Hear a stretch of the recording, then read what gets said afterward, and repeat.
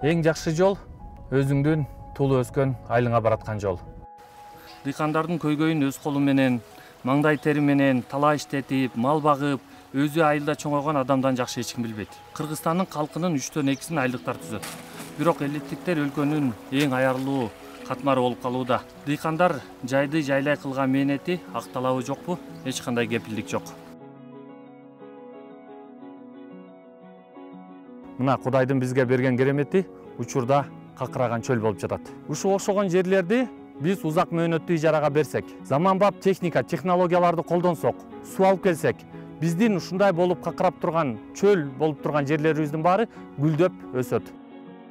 Жаздан бери иштеп келген дыйкандар күзүндө өндүргөн продуктыларын канча сомдон сатышаарын да эч кандай билишпейт. Бүгүнкү күндө карапайым дыйкандар дагы узак мөөнөттүү жеңилдетилген насыяларды алышы керек. Ансыз айыл чарбаны өнүктүрүү мүмкүн эмес. Качандыр бир мезгилде бул жер дагы каралбаган бош жерлерден болчу. Учурда бул бакчада өстүрүлгөн продукциянын көпчүлүк бөлүгү экспортко кетет. Кыргызстандын ар бир айылында ушул сыяктуу чарбаларды уюштурууга толук мүмкүнчүлүк бар.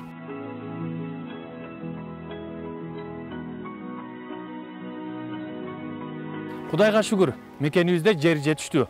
Бул үчүн мамлекет тарабынан дыйкандарга мыйзамдык деңгээлде колдоо керек. Мен парламентке айылдарды өнүктүрүү үчүн баратам. Бир бол, номер 13.